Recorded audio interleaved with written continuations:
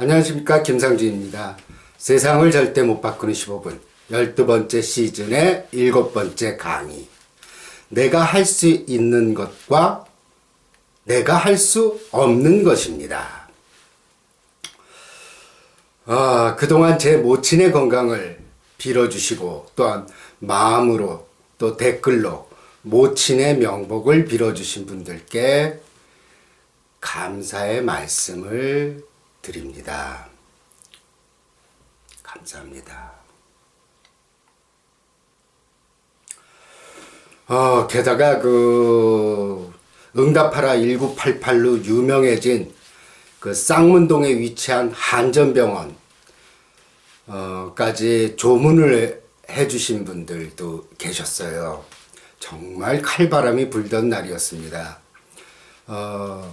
발인 날은 올해 들어서 제일 추운 날이었고요. 그런 바람을 또 무릅쓰고 그렇게 찾아주신 분들에게도 또 감사드립니다. 하지만 오신 분들이 더 고맙고 안 오신 분들은 덜 고맙고, 그렇게 제가 또 속이 좁은 사람은 아닙니다.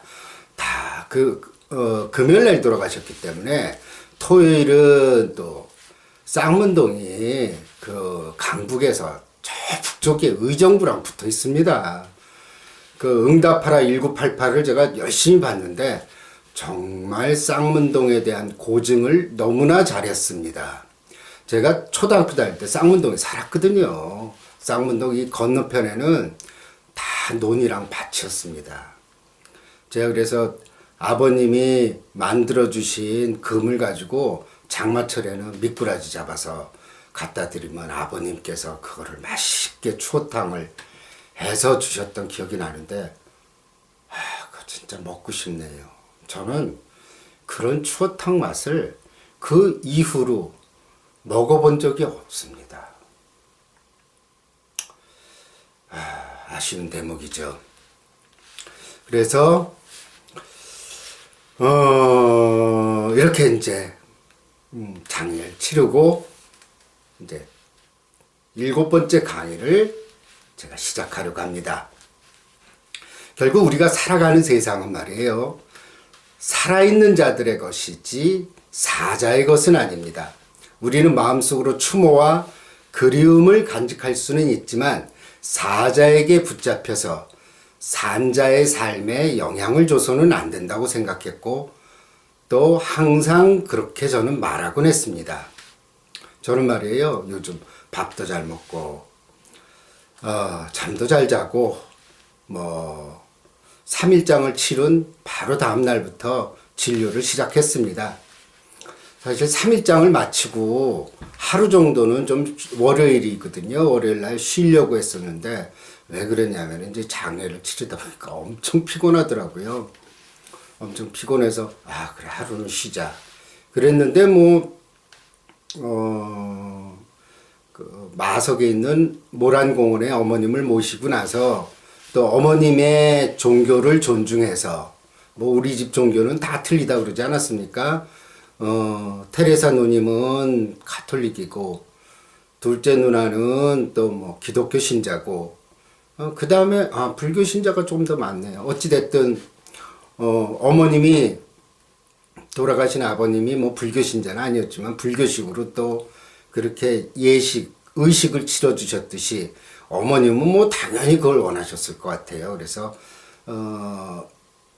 산소에 모시고 그날로 곧바로 이제 어머님이 다니시던 보문사 가서 의식을 치르고 집에 오니까는 4시도 안 됐더라고요. 그래서 일요일 4시인데 4시부터 푹 잤더니 월요일 아침에 또 기운이 나서 진료를 보러 가야 되겠다 생각을 했었고, 또 제 생각에는 또 우리가 다 갖다 붙이지 않습니까? 어머님께서 진료 나 하루 더 보라고 금요일날 돌아가셨나 보다, 그리 생각을 하고 월요일을 꼭 진료를 봐야 되겠다 이런 생각을 했습니다. 예전과 달리 이제 갑작스럽게 미리 이제 일정을 말씀드리고 한 달 전부터 공고를 붙이는 거는 어쩔 수 없는 일이지만, 느닷없이 진료를 갖다가 안 하게 된다든지 그렇게 되면 사실 되게 죄송스러워요.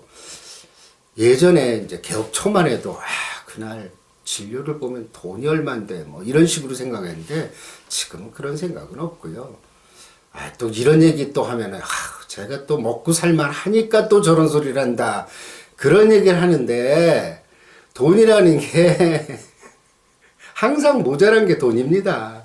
네, 어찌됐든 그렇게 해서 어머님이 원하시는 대로 겨우 금요일 날 하루, 토요일 날 오전 이렇게 하루 반만 쉬게 됐습니다. 어머님 많이 좋아하셨을 것 같아요. 그리고 또 이제 진료를 느닷없이 안 하게 되면은 이게 진단서라든지 증명서라든지 이런 거 끊으러 오는 분들이 또 많이 있거든요. 그리고 제가 금요일 날 돌아가셨는데 수요일이나 목요일부터 연락들이 좀 왔었어요. 금요일이나 토요일 날 그런 뭐 진단서니 뭐니 아니면은 뭐 진료 확인서니 이런 걸 띄러 오겠다고 하시는 분들이 좀 있었는데 그게 계속 좀 마음에 걸렸는데 월요일 날 조금 며칠 미루긴 했지만 그걸 다 그거 해결을 해드렸습니다. 그러니까 마음이 좀 편하더라고요. 사실 우리 모친께서는 말이에요. 제가 목요일 날 오후에 놀고 토요일은 12시까지 뿐이 진료를 안 하는 것에 대해서 사실 내심 불만이 많으셨습니다. 이 걱정이 많으신 분이니까 너 그렇게 놀면 환자들이 다 떨어지지 않니? 그런 말씀들을 하시곤 했거든요. 그런데 워낙 오래되다 보니까 나중에 그런 말씀도 안 하시더라고요. 하지만 그 눈치를 보면은 열심히 일해야 되는데 모친께서 이제 평생 일만 하고 지내셨으니까 충분히 저는 그런 생각을 하시리라 생각을 하고 그래서도 마지막에 금요일 날 돌아가시지 않았나 이렇게 생각을 하게 됩니다. 여러분들은 제가 이제 어머님이 별세한 후에 어찌 지냈는지 궁금했던 분들도 좀 있었을 겁니다. 저는 사실 여러분이 걱정하는 것과는 아주 반대로 너무나 잘 지내고 있습니다. 거짓말이 아닙니다. 밥도 잘 먹고 잠도 잘 자고 진료도 또 열심히 보고 TV도 보고 또 어둠의 경로를 통해서 영화도 보고 미국 드라마도 보고 책도 보고 그리고 또 휴일에는 또 푹 또 잠도 잤다가 공원 산책도 갔다가 바닷가로 바람도 쐬러 갔다가 뭐 일상이랑 뭐 달라질 건 하나도 없습니다. 제가 항상 말씀드렸듯이 애도의 과정에서는 절대 죄책감을 가지거나 그로 인해서 위축되어서는 안 된다고 말씀을 드렸습니다. 냉정히 말씀드릴게요. 어머님의 별세나 사랑하는 사람과의 영원한 이별은 사실은 당신들의 몫입니다. 저의 몫은 아니죠. 우리가 인생을 살아가면서 항상 분리해서 생각해야 하는 것은 내가 할 수 있는 게 도대체 무엇인가 하는 한계를 짓는 겁니다. 그리고 내가 할 수 없는 것은 또 무엇인가 하는 것도 생각해야 한다는 것이죠. 제가 어머님이 이제 작년 4월부터 몸이 안 좋아지시고 이제 계단식으로 나빠지기 시작하죠. 툭툭 기능이 떨어지기 시작하시면서 이제 점점 말수도 줄어들고 어휘력도 떨어지시고 발음도 좀 나빠지시고 그러고 뭐 중환자실에도 몇 번 들어가시고 뭐 집에 잠깐 또 좋다고 퇴원했다가 뭐 이틀 3일 만에도 또 응급실로 몇 번씩 가시고 그러시긴 했거든요. 하지만 제가 할 수 있는 거는 아무것도 없더라고요. 그렇다고 해서 의사들이 할 수 있는 거는 또 얼마나 되냐. 우리 어머님의 상태에서는 조금 더 연명해 드릴 수 있을 정도라는 생각이 들었습니다. 뭐 제가 의사라고 해서 뭐 특별히 뭐 더 잘할 수 있고 또 어머님의 생명을 더 연장해 드릴 수 있었던 것은 아니고 제가 할 수 있었던 것은 어머님이 돌아가시면서 삶의 질을 유지할 수 있도록은 제가 했습니다. 인공호흡기를 안 달겠다고 저는 얘기를 했었고 벌써 어머니는 치매 벌써 뭐 단계에 도달을 했고 모든 장기가 이제 다 망가진 상태였기 때문에 의미 없는 인공호흡기라든지 혈액투석이라든지 이런 부분들은 하지 않기로 했습니다. 모두들 다 우리 형제들이 다 동의를 또 해주었고요. 그래서도 또 어머님이 저는 편안하게 투병 생활을 저는 하실 수 있었다고 생각합니다. 그리고 또 반짝반짝 의식이 돌아왔을 때는 말씀도 하시고 말이에요. 인공호흡기 달면 말씀 잘 못하시잖아요. 그런 점들은 제가 이제 할 수 있었던 것 같고요. 또 하나는 이제 그저 할 수 있었던 거는 뭐 이제 병문안 가서 또 재롱도 피우고 그 다음에 이제 농담도 하고 우리 어머님이 이제 조금 정신이 더 없어지시니까 제가 농담 삼아 그러거든요. 어머니 이제 퇴원하셔야죠.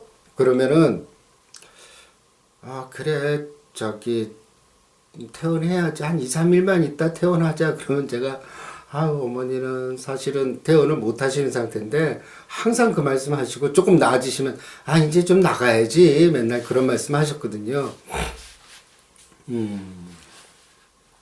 그래서 이제 제가 할 수 있었던 것들이 무엇인가가 저는 생각을 해보니까 첫째는 나머지는 병원에 맡기는 수밖에 없고요. 뭐 정신과 의사들이 뭐 자기 부모님 거 자꾸 왈가왈부하고 치료에 관여하고 이걸 써라 저걸 써라 하는 것은 별로 좋지는 않아요.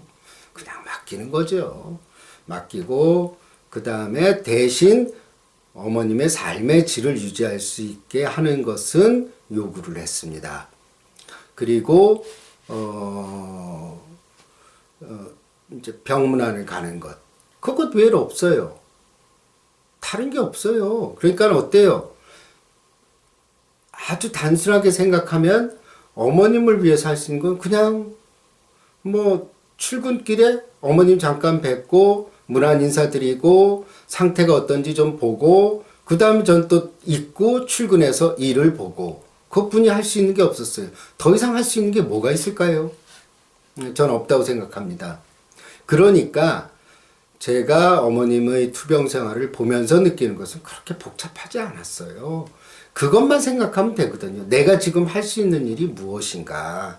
나머지 어머님이 병세가 악화되고 모든 장기들이 점점 더 망가지고 이런 부분들은 제가 할 수 있는 건 아니거든요. 어쩌면 그 의사들이 조금 더 막을 수는 있겠죠. 하지만 저는 내과 의사나 뭐 심장내과 의사는 아니잖아요. 그냥 정말 하나의 보호자로서 할 수 있는 거는 그것뿐이 없었다는 생각이 드니까 아주 단순하죠. 그러니까 여기서 복잡하게 생각하면 한도 끝도 없습니다. 저러다 어머님이 돌아가시면 어떻게 하지? 또 많은 고통을 안고 또 투병 생활을 오래 하면 어떻게 하지?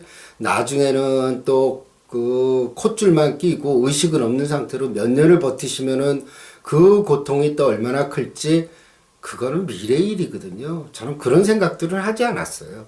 그냥 매일매일 내가 할 수 있는 일이 무엇인가. 그러니까 아주 간단하고 저는 그렇게 스트레스 받지는 않았습니다. 그래서 가만히 생각해 보면 제가 할 수 있는 일은 정말 단순하고 반복적이고 조금만 성의가 있어도 할 수 있는 그런 것들이었습니다. 하지만 이제 사람들은 그 다음의 일을 미리 걱정하기 때문에 문제가 생기는 거죠. 뭐 중환자실에서 몇 년씩 뭐 계시면 어떻게 하나, 어머니가 없는 삶을 내가 어떻게 살아갈지 또 그런 부분들을 또 걱정하거든요. 하지만 말이에요. 그건 내가 관여할 바가 아니죠. 아니, 관여될 바가 아니에요. 내가 그렇게 생각한다고 해서 되는 것도 아니고, 내가 그렇게 걱정한다고 해서 그 어머님의 운명이 달라지는 건 아니고, 그거는 그 어머님이 가지고 있는 자신의 운명의 몫이거든요. 그걸 우리가 어떻게 손을 댈 수도 없고, 우리가 어떻게 해결할 수도 없고, 관여될 수도 없는 부분들이에요. 그러니까 다 괜한 걱정들이에요, 사실은. 그냥 닥치면 다 하게 되거든요. 제가 말씀드렸죠. 우리 어머님이 고통을 받고 이렇게 된 거는 제가 생각했던 가장 최악의 시나리오가 일어나 버렸다고. 하지만 또 이게 하루하루 지내면서 겪으니까 아주 삶은 단순해졌습니다. 그냥 모친 뵙고 그 다음에 상태 좀 보고 그 다음에 이제 병원에 출근을 하고 말입니다. 그래서 우리가 짊어지고 가야 될 내 인생의 짐, 어머님이 짊어지고 가야 될 인생의 짐, 이것은 분명히 다르고, 그리고 내가 어머님의 짐을 들어줄 수가 없습니다. 들어줄 수 있는 부분이 있고 없는 부분인데 대부분은 관여될 수 없는 부분들이 더 많이 있습니다. 그러니까는 우리가 이제 가만히 생각해 보세요. 도대체 내가 할 수 있는 게 얼마나 될까? 그런데 내가 많은 것을 할 수 있다고 우리는 착각들을 하고 살죠. 맨날 놀러 다니느라고 공부는 안 하는 자식들을 보면은 답답하고 아무리 얘기를 해도 그게 말을 듣지가 않습니다. 부모가 봤을 때 분명 내가 인생의 지름길을 가르쳐 줬는데도 불구하고 왜 쟤는 저렇게 길을 돌아갈까? 아무리 얘기해도 길을 돌아가죠. 퍼뜩 깨쳐서 철이 드는 경우는 그렇게 많지가 않습니다. 사실은. 대개 어떨 때 철이 드냐면은 이런저런 고생 다 하고 지름길이란 지름길은 다 내버려두고 이리 돌고 저리 돌고 길게 돌아가면서 고통도 겪고 고난에 또 쌓이고 또 불행한 일을 당하기도 하면서 철이 드는 거거든요. 그래서 그렇게 돌아가는 게 그렇게 꼭 나쁜 건 아니에요. 탄탄대로로 인생 살아가는 사람들은 진짜 한 방에 꺾입니다. 그래서 그리고 또한 이제 뭐 남편 배우자에 대한 것도 마찬가지죠. 맨날 친구 좋다고 이리저리 경조사 찾아다니고 또 친구들 모아서 술 마시고 친구들이랑 뭐 카드도 가볍게 치기도 하고 이런 남편들이 있거든요. 그런데 그 성향이 그런 걸 어떻게 맨날 잔소리하고 뭐래도 별로 달라지지 않습니다. 그런데 우리는 그 아이나 남편이 이런 것들을 내가 잘못해서 내가 아내로서 역할을 못하기 때문에 아니면은 내가 엄마로서 아이의 양육이라든지 교육을 제대로 못했기 때문이라고 자책을 하거든요. 자책할 거 하나도 없어요. 다 각자 자기 길 가면서 이리저리 고통 겪고 산전수전 다 겪게 되는 겁니다. 우리는 조언은 해줄 수 있어요. 하지만 남의 인생을 절대 바꿀 수는 없습니다. 자, 오랜만에 밑장 빼기 하겠습니다. 우리는 이제 너무나 남의 인생에 지나치게 많이 끼어들려고 하고 그 사람을 뜯어고치려고 하고 내가 할 수 없는 부분들까지 내가 책임을 지려고 하고 뭔가 끙끙대면서 해보려고 합니다. 그리고 그게 안 됐을 때는 죄책감을 가지게 되죠. 그런데 그건 시작부터 잘못된 거죠. 내가 할 수 있는 일이 많지 않을 뿐더러 내가 할 수도 사실 없는 일이에요. 그러니 자식이 공부를 잘 못하는 것도 자식이 좋은 회사에 입사하지 못한 것도 본인이 양육을 잘못하거나 잘못 가르쳐서 그랬다고 자책하거나 죄책감 가지지 마십시오. 또한 남편이 승진을 하지 못하는 것도 또 남편이 경쟁의식이 없어서 그저 무사태평하게 어떤 승진에 대한 욕심도 없이 회사를 다니는 것도 내가 다그치고 내가 남편이랑 대화를 안 해서 그랬다고 생각하는데 그냥 그분의 성품이에요. 그렇게 사는 남편도 괜찮지 않습니까? 그거는 어쩌면 내가 가진 욕심이에요. 다른 남편들처럼 아침에 나가서 무슨 뭐 어학원에 다니고 낮에는 열심히 일하고 밤에는 또 뭐 공부하러 다니고 또 투잡 쓰리잡 뛰고 막 이런 사람들은 지가 부지런해서 그렇게 하는 거고요. 그렇지 않고 남편의 삶, 저는 그런 사람 되게, 그냥 좀 적게 쓰면 되죠, 뭐. 예? 그러면서 자기는 편하잖아요. 속으로 반대로 생각했을 때, 아, 그래, 우리 남편이라도 좀 편하게 살면 오케이. 음, 그렇게 되려면 마음에 좀 수양이 좀 있어야 되겠죠. 제가 조금 전에 잘 먹고, 우리 어머님 별세 후에도 잘 먹고, 잘 지낸다고 말씀을 드렸습니다. 예전에 이제 모친과 몇 번 아버님 성묘를 가신 적이 있었어요. 성묘를 간 적이 있습니다. 그때 이제 모란공원이 그 마석에 있거든요. 여기서 1시간도 안 되는 거리예요. 엄청 가깝습니다. 모친께서 이제 저기 아버님 산소 올라가려면 조금 올라가거든요. 계단 이제 제가 팔을 잡고 이렇게 올라가는데 모친께서 이런 말씀 하시더라고요. 예, 이거 성묘 다니는 것도 힘들다. 니들 너무 오래 모시지 말고 한 10년 정도 있다가 파묘해서 화장해라. 너희들 힘들겠다. 그래서 제가 깜짝 놀란 게 아니 그 1년에 몇 번 성묘를 간다고 뭐가 힘들다는 겁니까? 근데 어머니 마음은 그래요. 그까짓 거 가는 것도 크게 힘들까봐 걱정을 하는 거죠. 제가 이제 한 달에 한 2번 정도 어머님 건강하셨을 때는 어머님을 뵈러 갔었거든요. 그러면 어머니는 뭐라고 말씀하시냐면은 야, 너 안 와도 좋아. 한 2달에 한 번만 와. 괜히 힘든데 오지 말고. 그 맨날 사람들한테 시달리는데 너 얼마나 피곤하겠니. 그런 말씀 하셨어요. 그래서 제가 뭐 그게 뭐 힘들다고 이렇게 잠깐씩 와서 어머님 얼굴 뵙고. 근데 사실 어머니는 속마음은 안 그렇죠. 아들 보고 싶죠. 되게 많이 보고 싶죠. 그 병 중에서도 제가 가면 말씀은 잘 못하셔도 씩 웃곤 하셨거든요. 그런 마음이 있었단 말이에요. 그럼에도 불구하고 자식 힘들까 봐서. 그래서 제가 저는 어머니가 원하시는 대로 지금 살고 있습니다. 어머니는 제가 요즘 사는 거 보면은 꽤 만족하실 거예요. 단지 좀 이렇게 요즘도 가끔 군것질하고 이런 거는 어머니가 되게 싫어하셨어요. 의사가 왜 몸 관리를 못하냐고 환자들이 뭐라고 하지 않냐고. 우리 어머니가 은근 외모지상주의자셨던 것 같아요.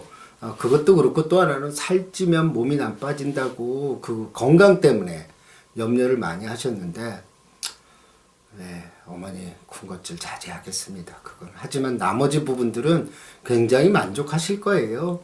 뭐 그렇게 식사도 거르지 않고 잠도 너무 푹 자고 진료도 저 열심히 보고 있습니다, 어머니. 네. 그래서 우리가 전에도 이제 애도에 대한 얘기를 애도를 어떻게 할 것인가 하는 강의를 한 적이 있거든요. 애도는 어때요? 고인의 뜻에 따라서 하는 게 제일 좋은 애도입니다. 우리는 말이에요. 자기 고집대로 애도를 해요. 그 고집이 뭐냐? 밥을 먹으면서도 차가운 땅 속에 들어있을 어머니를 생각하니까는 밥이 넘어가질 않는다. 잠을 자려고 발을 뻗었더니 어머니는 그 좁은 관 안에 들어가 있는 걸 생각하니까 또 죄책감이 든다. 또 내가 이렇게 TV 보다가 그 재밌는 장면이 나와서 살짝 웃기려다 하면 어머니는 돌아가셨는데 나는 이렇게 웃고 있다니 이러면서 또 죄책감을 가지거든요. 그리고 이제 좋은 옷 같은 것도 일부러 입지 않고 일부러 그냥 사람들 만나지 않고 골방에 앉아가지고 계속 눈물 흘리며 지냅니다. 그런데 고인의 뜻은 뭘까요? 그거는 있죠. 자기 고집이에요. 아니 제가 말씀드렸잖아요. 고인이 원하는 대로 애도를 하시라고. 그런 걸 원하는 부모님이 세상에 어디 있겠어요.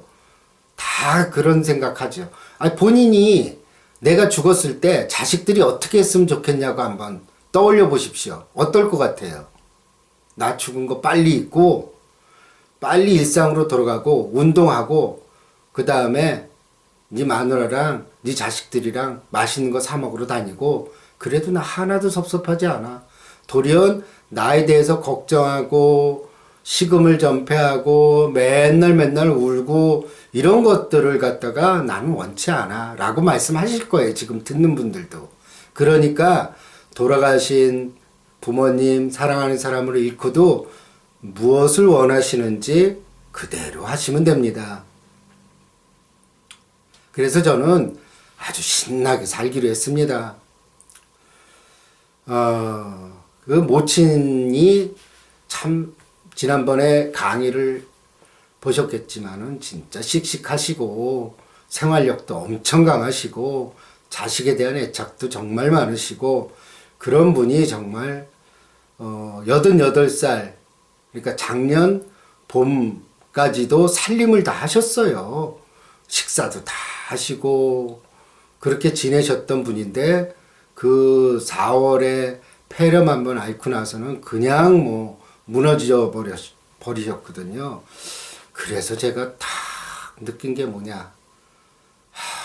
인생 참 별거 없구나 하는 생각이 들었습니다. 인생 참 별거 없구나. 이 뜻은 뭐냐면 체념적인 얘기가 아니에요. 돈 벌려고 너무 아둥바둥 살지 말고 너무 몸에 집착해서 이렇게 되면 병나지 않을까 저렇게 되면 병나지 않을까 병 나서 죽어요 언젠가는. 그리고 또 어디 가면 다칠세라 뭘 하면은 또 내가 손해를 볼세라 좀 손해보면서 사는 거죠. 어떻게 이익만 보면서 합니까? 그냥 이런저런 것들 다 우리가 만들어서 살잖아요. 그런 게 아니라 결국 이렇게 인생은 어느 날 힘이 없어지고 자기 그런 게 다 떨어졌는데 그때는 자기 판단 기능이 없어요. 별로. 그때는 마음 공부도 할 수 없고 아무것도 할 수가 없습니다. 그러니까 어때요? 몸 움직거릴 때 활발하게 활동할 때 또 내가 에너지 넘칠 때 마음 공부도 하시고 내가 하고 싶은 것도 하시고 그러다 시행착오도 겪으시고 또 그러면서 새로운 것을 깨닫게 되는 계기가 됐으면 좋겠다는 거죠.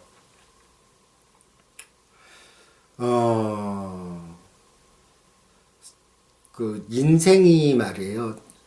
이런 얘기가 있어요. 불교에서는 모든 것은 법이다 라는 말이 있습니다. 그게 무슨 뜻이냐면 모든 인생에서 벌어지는 모든 사건들 슬픔, 기쁨, 행복, 절망, 고통, 배신자 또 사기꾼들 또 나의 돈을 떼먹는 놈들 그 다음에 나 버리고 도망간 놈 그 다음에 또 잘못된 정보를 알려줘서 내 돈 다 날리게 한 놈들 이런 사람들이 다 사실은 이런 사건들이 전부 그걸 법이라고 생각하면은 우리가 교훈을 얻는 것이고 그 사건 자체에 그냥 이를 뻑뻑 깔면서 니들 나중에 두고 봐라 내가 꼭 복수를 하리라 하면 그것은 법이 되지 못하죠. 어머님의 별세는 슬픈 일이지만 제게는 커다란 법으로 다가왔습니다. 이렇게 쓰러져가는 인생에서 틱톡 틱톡 시간은 이렇게 빨리도 지나가는데 내가 하고 싶은 것들을 하기에도 너무나 시간이 짧다는 걸 느꼈고요. 내가 할 일만 하자는 생각이 들었습니다. 그래서 아까 말씀드렸듯이 내가 어찌 할 수도 없는 일에 없는 가족의 일에 참견을 하고 또 그 자식을 바꾸려고 하고 아내를 바꾸려고 하고 또 무리하게 남들에게 요구를 하고 이런 것들을 통해서 불필요하게 시간을 낭비하고 상대방도 나도 고통을 겪는다는 겁니다. 그래서 귀한 시간을 낭비하지 말자는 거죠. 그래서 아까 이제 법이라는 걸 말씀드렸는데 인생의 모든 것들을 법이라고 생각하면은 내게 닥쳐온 질병도 법으로 생각하면은 정말 이 고통을 통해서 내가 뭘 할 수 있을까? 내가 암으로 시한부를 선고를 받았다면 그러면 어때요? 갑자기 시간의 의미가 수천 배는 중요해지고 생을 다치면서 어쩌면 진리를 깨달을 수 있습니다. 또 나에게 사기친 놈 법으로 다가온다면은 그런 것들 결국은 내 욕심에서 사실은 비롯된 거구나. 그 사람이 은행 이자보다 10배 이상을 준다고 했을 때 그건 말이 안 되는 거거든요. 내 욕심이 관여됐다는 것을 알게 되면 그건 법입니다. 그러니까는 우리가 만나는 모든 사람들 이런 것들을 법으로 보게 된다면은 굉장히 인생에 도움이 되죠. 그래서 나를 아주 괴롭히는 놈들이 있어요. 또 나를 괴롭히는 주변 직장 동료들도 있고 그걸 저 인간을 내가 한번 법으로 보자 쉽지는 않습니다. 근데 뭔가는 깨달아질 날이 올 겁니다. 자, 오늘 정말 오래간만에 강의를 하게 되었습니다. 2015년 말에 하도 강의를 올리지 않고 또한 연말 인사는 드려야 될 것 같아서 이제 강의를 하게 되었고 지난번에 6번째 강의 어머님의 마지막 이야기는 돌아가신 어머님께서 손수 나오셔서 강의를 해주셨습니다. 아들을 위해서. 아들 조금 쉬라고. 예. 어머님 감사합니다. 사실 지난번 그 모친의 강의는 제가 어머니에 대한 다큐멘터리를 만들려고 했어요. 자, 그 동영상을 촬영한 것이 작년 2월 15일, 2015년 2월 15일이었고 한 달 반이 조금 넘은 4월 달에 어머님이 폐렴을 앓으시면서 정신도 흐려지시고 온몸의 상태가 많이 쇠약해지셨습니다. 원래 계획은 어머니의 일상을 담고 어머니의 인생을 담고 그렇기 때문에 다큐멘터리 형식으로 시작된 거거든요. 아무리 내가 그래도 어머님 생년월일 모르겠어요. 그래서 엄마는 생년월일이 어떻게 되십니까? 서부터 인터뷰가 시작이 됩니다. 알면서도 모른 척. 그리고 제가 또 모르던 사실을 또 알게 됐죠. 그리고 또 오남매 각자가 생각하는 어머니에 대한 생각들을 또 인터뷰를 담으려고 했지만 이제 어머님 정신도 흐려지셨고 제가 경황이 없어서 그게 이제 어떻게 남게 돼서 그게 어머니의 마지막 이야기로 나오게 됐습니다. 우리 모친께서는 말이에요. 유일하게 제가 한 140개의 동영상을 올리는 가운데 객원 연자로서 2번 출연하셨습니다. 한 번은 어머니는 죽지 않는다. 이번에 어머니의 마지막 이야기. 그래서 2번 출연하셨지만 정말 이 유튜브를 보시는 많은 분들에게 커다란 임팩트를 주었다고 생각합니다. 출연료는 무료였습니다. 네. 그런 강의를 해주신 우리 객원 연자이신 어머니께 또 다시 한번 감사의 말씀을 드립니다. 자, 이번 강의의 주제를 다시 한번 말씀드리고 끝내도록 하죠. 친절한 금자씨에서 금자씨가 이런 말 했죠. 너나 잘하세요. 이런 말 제가 자주 쓰죠, 강의에서. 우리 인생이 분주한 이유도, 머리가 복잡한 이유도 사실 우리가 관여할 수도 없고 관여하지도 못하며 전혀 영향력도 없는 일들에 우리가 끼어들려고 하고 다른 사람이 진 운명의 짐까지 대신 들어주려 하기 때문에 생기니까 문제가 되는 겁니다. 사람들은 착각해요. 남의 운명의 짐을 자신이 덜어줄 수 있다, 대신할 수 있다고 생각하는데 천만에 그렇지 않습니다. 우리가 할 수 있는 부분들은 거의 없어요. 우리가 할 수 있는 거는 단지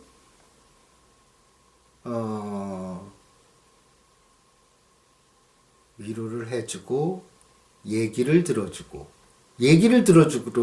들어주는 게 먼저네요. 그 다음 위로를 해주고 같이 있어주고 이게 다입니다. 그런데 말이에요. 그 하찮은 것이라고 생각한 게 사실은 굉장히 중요하거든요. 우리는 뭔가 대단한 걸 남들한테 자꾸 해주려는 강박관념에 사로잡히는데 이게 정말 중요한 거거든요. 그래서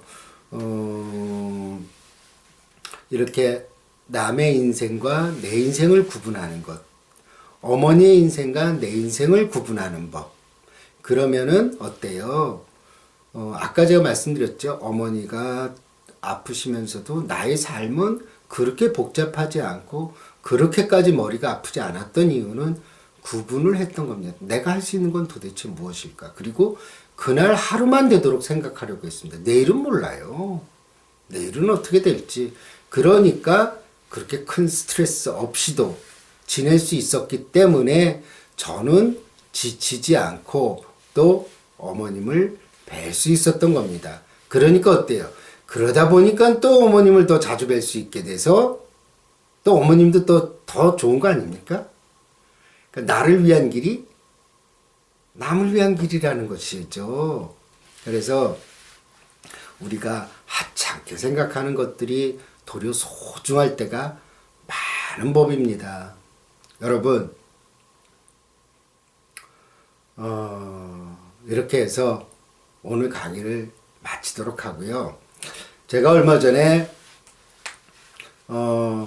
우리 의원에 이제 내원하시는 분이 제 유튜브 동영상을 많이 봅니다. 자주 보시고 항상 와서 말씀하시고 그런 분이 저한테 이제 며칠인가요? 하여튼 이제 그 돌아가시고 나서 제가 진료를 보고 있는데 그분이 한참 상담하시더니 가시면서 그렇게 말씀을 하시더라고요. 두 손을 이렇게 꼭 모으고 고인의 명복을 빕니다. 라고 했습니다. 제가 그분의 이 작은 행동 그리고 이 간단한 한마디에서 정말 많은 위안을 얻었습니다. 이 자리를 빌어서 감사드립니다. 그러니까 어때요? 우리가 할 수 있는 거는 너무 거창하지 않게 단순하게 마음을 담아서 하는 것입니다. 여러분, 12번째 시즌의 8번째 강의 기대하시기 바랍니다.